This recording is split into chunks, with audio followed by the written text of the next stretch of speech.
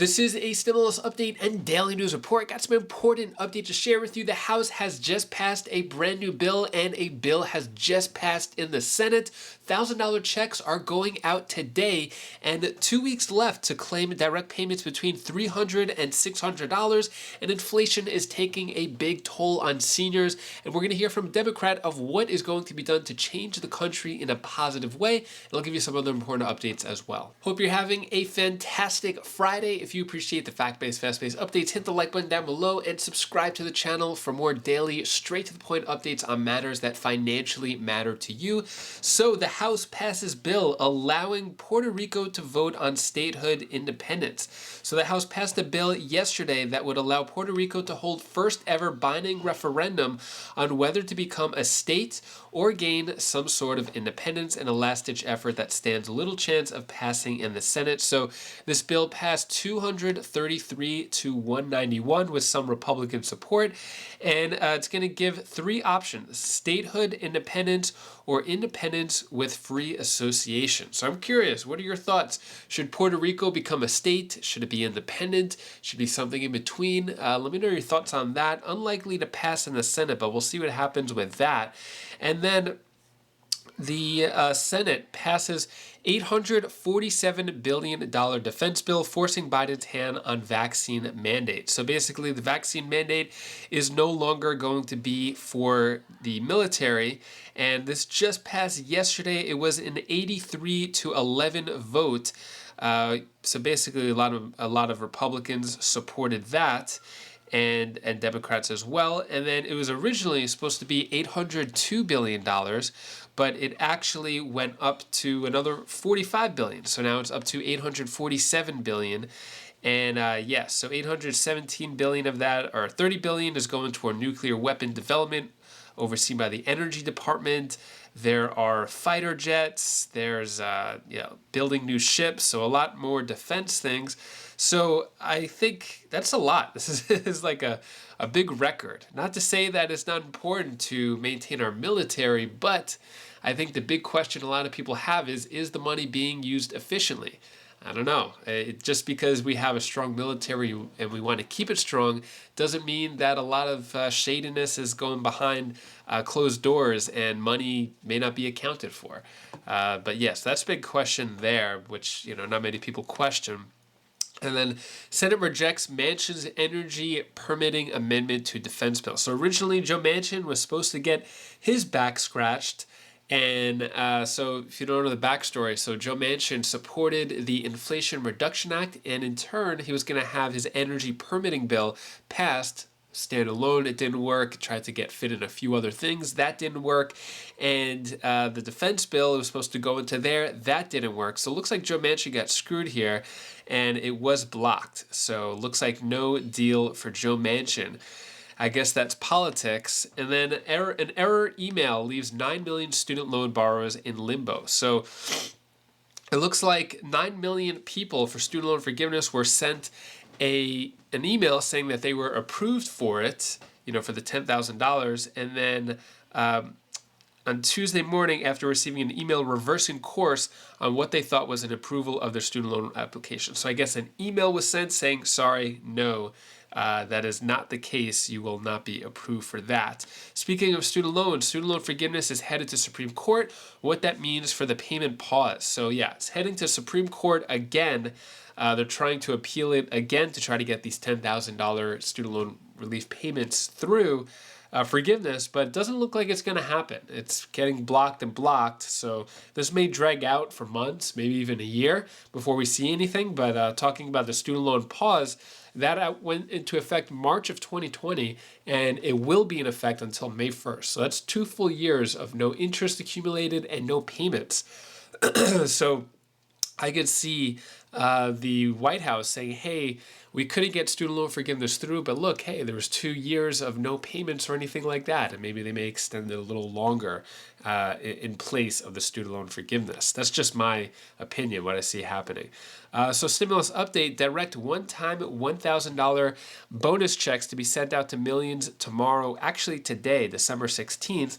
And this is for employees at a Maryland school district to receive an early Christmas present in the form of a bonus of $1,000. So in Anne Arundel County, public schools are intended to give $1,000 checks to employees and teachers there. So big checks there. And then final 2 weeks to claim direct payments between $300 and $600 from $500 million pot. So this is going on in Idaho. So Idaho Governor Brad Little approved $500 million in tax refunds for residents. And so it looks like $300 for singles, $600 or 10% of their taxpayers' 2020 income taxes, whichever is greater. So yeah, it looks like that's going out, and you have until, I think, the end of the year, what is it, December 31st? Yeah, in order to claim that. So yeah, and when it comes to inflation, inflation is taking a toll on seniors, forcing them to return to work. The holidays are going to be tough. So one senior is working part-time at 85 years old to make ends meet. Let me know down in the comments below. Can you relate? Are you suffering a lot? Have you had to go back to the workforce because things are really hard to pay for? Let me know. Let me know down in the comments below. So basically, a report published by the Associated Press yesterday, Thursday, highlighted the devastating impact that, excuse me, inflation is having on American seniors. While the CPI reported released earlier this week showing 7.1% lower than expected, that is still much higher than the 2% goal that Congress set for the Federal Reserve.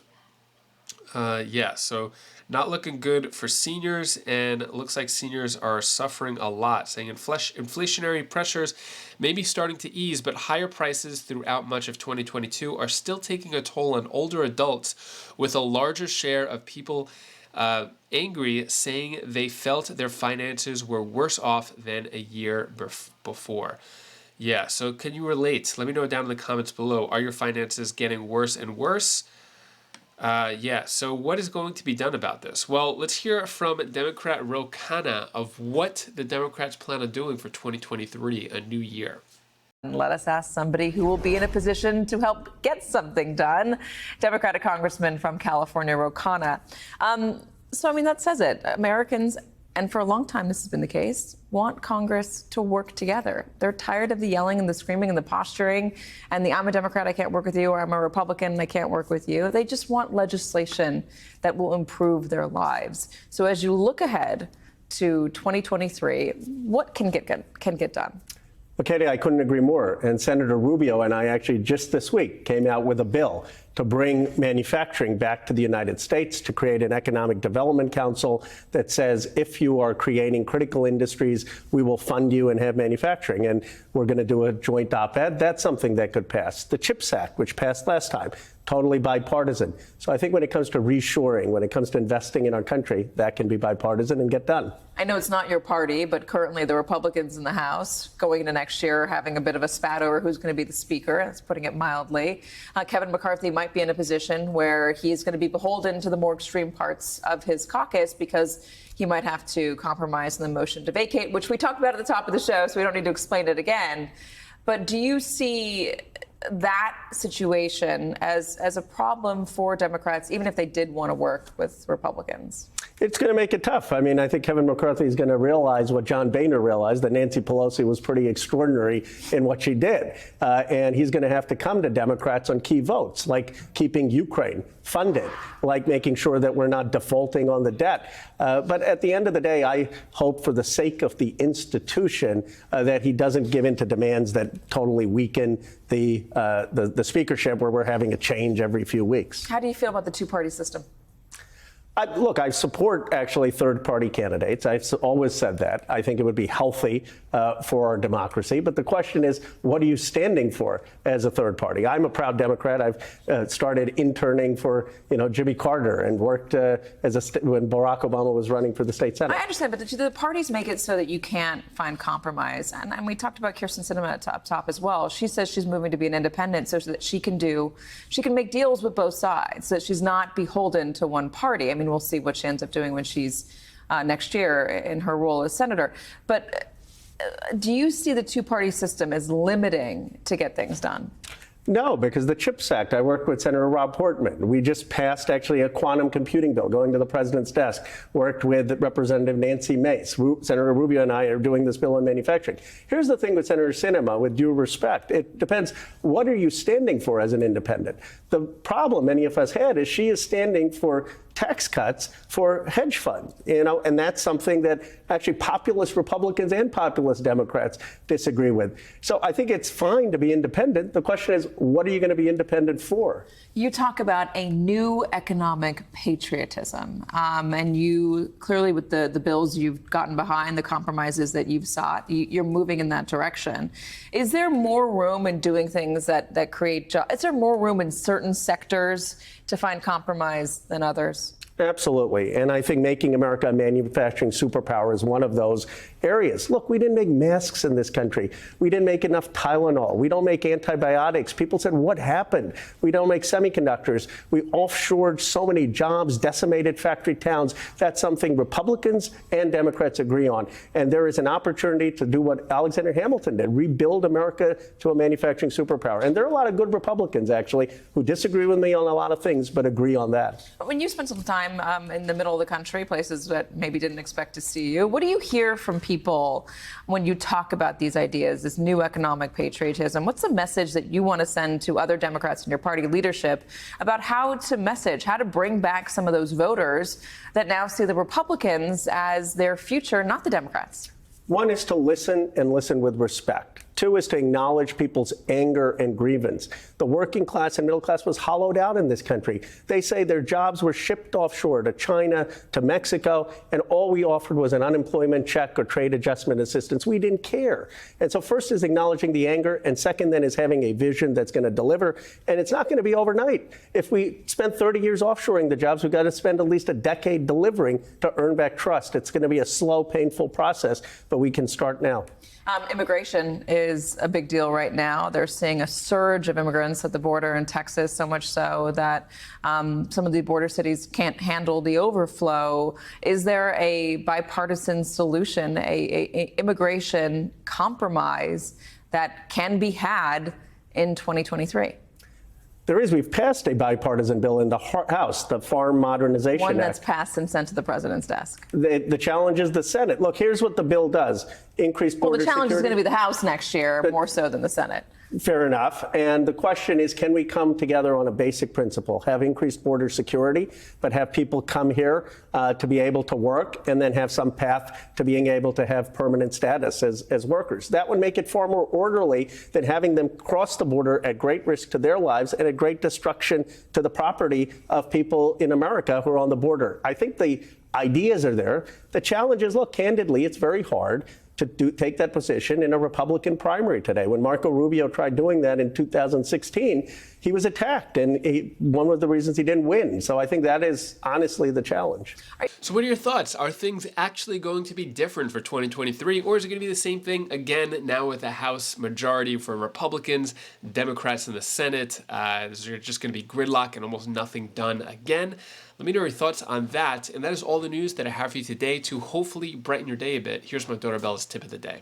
Hi guys, this is the tip of the day. I want to tell you the one thing when you feel sad, you have to do something that you really want to make you feel better or make you feel true. Or you can also, if you help somebody, then you'll feel even better or something. Or if something's really into you and you're really feeling good, you should do that as well. Bye, this is Bella. This was the tip of the day. Thank you so much for watching. Appreciate your support. So here is Bella's gingerbread house made from scratch. The icing was made from scratch. The house was made from scratch. Just not the little candy pieces that were stuck on, but everything else was made from scratch. I know it's not like out of a box, but you know, for doing it all on her own, I think it came out pretty good. Very proud of her. She did everything from making the flour to baking and all the other parts. So yeah, anyways, if you want to check out any of my other videos, my other channels, click right up here, and I'll see you in the next video. Take care, be safe. Thank you for watching.